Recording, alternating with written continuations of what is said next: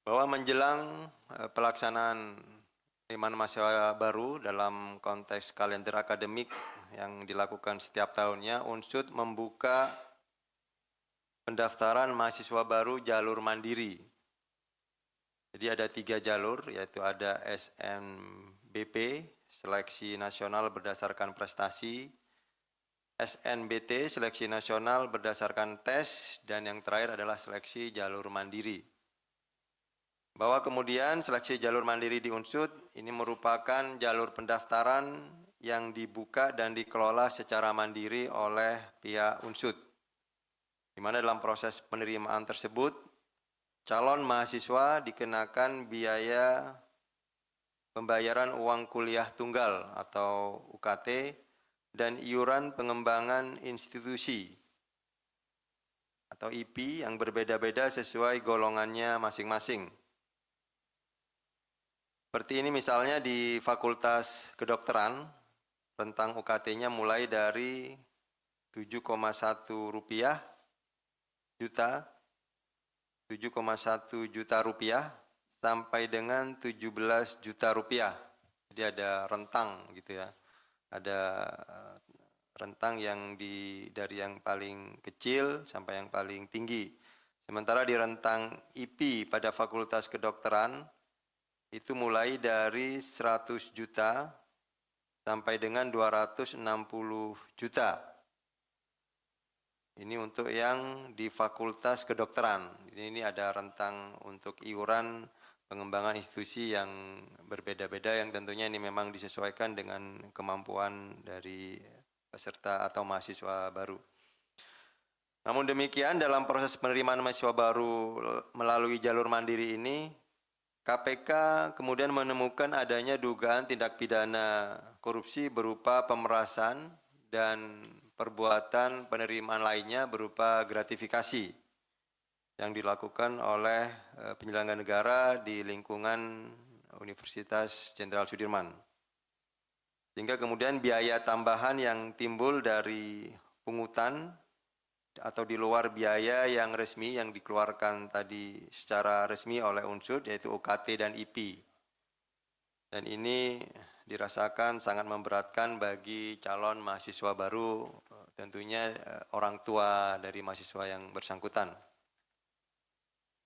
Jadi ada beberapa klaster, ada 3 klaster yang kemudian dikelompokkan oleh tim dari peristiwa kegiatan rangkaian kegiatan penyelidikan sampai kemudian hari ini kita sudah menetapkan naik ke tahap penyidikan.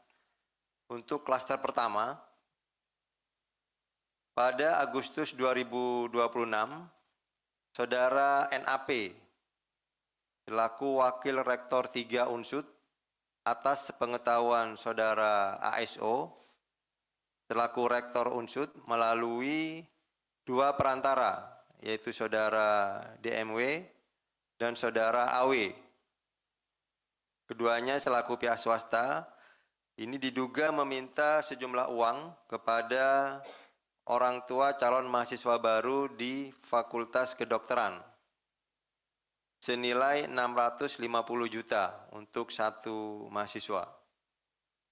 Bahwa kemudian permintaan tersebut dipenuhi oleh orang tua calon mahasiswa baru. Namun demikian, setelah uang tersebut diberikan kepada 2 orang perantara tadi, DMW dan AW, anak-anak yang bersangkutan tadi yang calon mahasiswa justru dinyatakan tidak lulus seleksi mahasiswa baru di Universitas Jenderal Sudirman. Atas dinamika yang terjadi tersebut, kemudian selanjutnya pihak orang tua dari mahasiswa tadi meminta pengembalian penuh atas uang yang sudah diserahkan melalui DMW dan AW. Tetapi kemudian saudara DMW dan AW diketahui sudah menggunakan uang yang diberikan kepadanya untuk keperluan pribadinya. Jadi artinya uang yang tadi sudah diberikan oleh orang tua ini sudah dipakai oleh saudara DMW dan AW sendiri. Diketahui bahwa saudara DMW dan AW melaporkan hal tersebut kepada saudara NAP, Warek 3, yang selanjutnya NAP atas sepengetahuan ASO selaku rektor meminjam uang kepada salah satu pihak swasta untuk menanggulangi atau pengembalian sebagai pengembalian uang kepada pihak orang tua dimaksud yang pertama tadi, yang anaknya dinyatakan tidak lulus. Untuk mengembalikan uang atas peminjaman kepada pihak swasta tadi, saudara NAP melalui DMW, saudara AW, dan saudara MYN, ini selaku pihak swasta yang sekaligus merupakan keponakan dari saudara ASO, menjanjikan dengan membayar melalui pencairan 3 paket proyek di lingkungan Universitas Jenderal Sudirman, yaitu proyek pengadaan kanopi, renovasi kantin, dan proyek pengecatan gedung di lingkungan Unsud. Bahwa paket pekerjaan itu telah selesai dikerjakan oleh CV milik MYN yang tadi merupakan keponakan dari saudara ASO selaku rektor. Yang selanjutnya pencairan dari pekerjaan proyeknya itu dicairkan dan pembayarannya kemudian diberikan atau dialihkan kepada pihak swasta yang dimaksud untuk kemudian menutupi pengembalian uang yang diminta oleh mahasiswa baru yang dinyatakan tidak lulus. Ini untuk klaster yang pertama. Kemudian klaster yang kedua, bahwa pada seleksi penerimaan mahasiswa baru tahun 2025 dan 2026 jalur mandiri, saudara ASO memberikan perintah kepada MYN selaku keponakan dan sekaligus pihak swasta yang memang digunakan oleh saudara rektor atau ASO untuk mengerjakan proyek-proyek di lingkungan Unsud, dengan memberikan perintah dalam rangka penerimaan mahasiswa baru dengan kode jangan diminta di awal. Jika dikasih, bilang terima kasih. Jadi ini kode atau arahan-arahan atau perintah-perintah yang sering digunakan oleh saudara ASO selaku rektor kepada saudara MYN ketika ada pihak-pihak orang tua atau mahasiswa baru yang akan melakukan pengurusan di jalur mandiri. Atas hal tersebut, MYN atas pengetahuan ASO diduga melakukan penerimaan untuk kepentingan saudara ASO. Ini yang kemudian dikonstruksikan sebagai diduga penerimaan gratifikasi yang apabila diperhitungkan yang sudah ditemukan faktanya oleh penyelidik saat ini yaitu sekitar total 680 juta rupiah. Kemudian saudara ASO juga diduga memerintahkan saudara MYN untuk melakukan pembayaran atas pembelian 3 bidang tanah yang diatasnamakan saudara MYN. Jadi penggunaan uang-uang yang didapatkan oleh saudara MYN itu digunakan atas perintah saudara ASO untuk membelikan aset berupa tanah yang diatasnamakan saudara MYN. Sehingga dalam hal ini saudara MYN bertindak sebagai penerima sekaligus pengelola uang yang kegunaannya diperuntukkan saudara ASO. Kemudian ada klaster yang ketiga. Ini di luar peristiwa yang klaster pertama dan kedua, bahwa pada periode yang sama diketahui saudara ES selaku kepala bagian akademik Unsud. Ini juga menjadi salah satu panitia penerimaan mahasiswa baru. Saudara S berkomunikasi dengan salah satu pihak pengepul para calon mahasiswa baru di Unsud. Jadi ada pihak-pihak tertentu yang memang sering berkomunikasi dengan saudara ES selaku kepala bagian akademik dan juga anggota panitia penerimaan mahasiswa baru di Unsud. Dalam komunikasi tersebut, saudara ES atas pengetahuan saudara ASO melakukan tawar-menawar mahar. Ada negosiasi atau ada semacam transaksi dengan pihak pengepul dalam proses penerimaan mahasiswa baru jalur mandiri. Kemudian setelah ada kesepakatan mengenai mahar yang sudah disepakati antara AIS dan pihak-pihak yang mengurus jalur penerimaan mahasiswa baru jalur mandiri, Saudara AIS kemudian menerima uang dari salah satu pihak pengepul para calon mahasiswa baru yang saat ini ditemukan total mencapai sekitar 1,12 miliar rupiah. Ini berlangsung dari tahun 2025 sampai dengan 2026. Tapi kemudian ini akan terus didalami apakah ini juga mundur ke belakang di tahun-tahun sebelumnya juga ada perbuatan-perbuatan yang sama. Bahwa atas penerimaan tersebut, Saudara AIS kemudian melaporkan kepada Saudara ASO selaku rektor.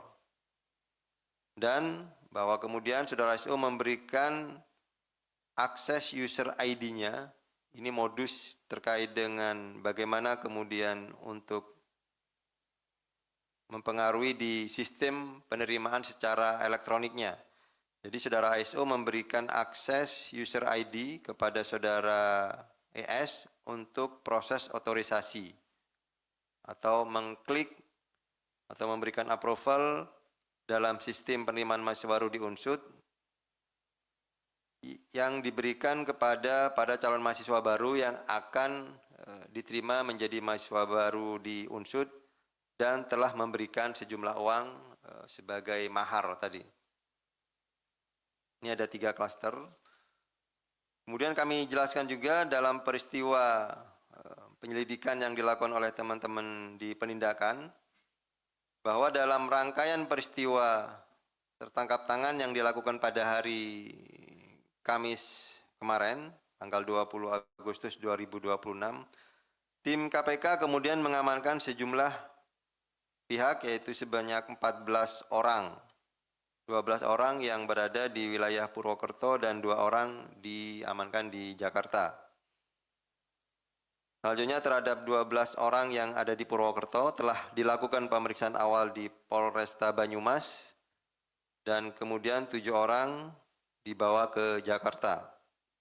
Sehingga yang menjalani pemeriksaan di Gedung Merah Putih sejumlah 9 orang, yaitu Saudara ASO selaku Rektor Unsud, Saudara NAP selaku Wakil Rektor 3 Unsud, Saudara ES selaku Kepala Bagian Akademik Unsud, Saudara DMW selaku pihak swasta, Saudara AW selaku pihak swasta, Saudara MYN selaku pihak swasta, Saudara KPR selaku Wakil Rektor 2 Unsud yang juga turut diamankan. Yang ke-8 Saudara AA selaku pihak swasta dan yang terakhir yang ke-9 Saudari YW selaku pihak lainnya.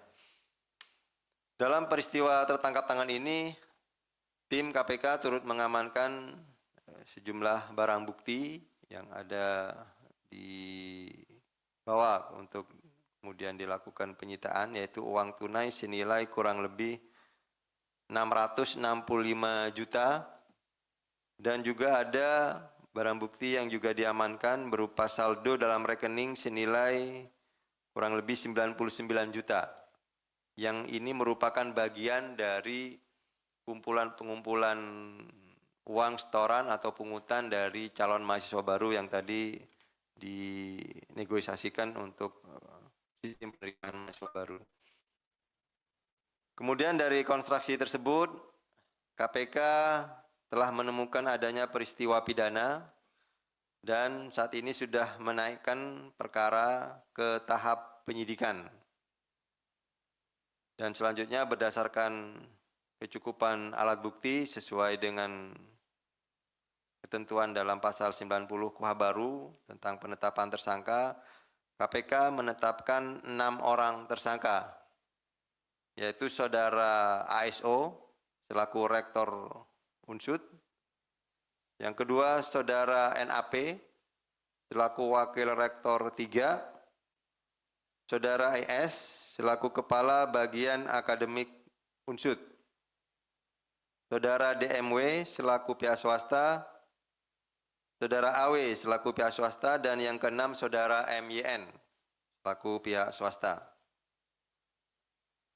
Atas perbuatannya, para tersangka disangkakan telah melanggar pasal 12 huruf E dan atau pasal 12 huruf B besar Undang-Undang Nomor 31 Tahun 99 tentang pemberantasan tindak pidana korupsi sebagaimana diubah dengan Undang-Undang Nomor 20 Tahun 2001 tentang perubahan atas Undang-Undang 3199 tentang pemberantasan tindak pidana korupsi. Junto pasal 20 huruf C Undang-Undang Nomor 1 Tahun 2023 tentang Kitab Undang-Undang Hukum Pidana. KPK selanjutnya tentunya karena sudah ditetapkan sebagai tersangka dalam proses penyidikan akan dilakukan upaya paksa saat ini yang sedang dilakukan oleh teman-teman penyidik. Melakukan upaya penahanan terhadap para tersangka untuk 20 hari pertama. Sejak hari ini tanggal 21 Agustus 2026 sampai dengan tanggal 9 September 2026. Penahanan dilakukan di rutan Cabang Gedung Merah Putih KPK.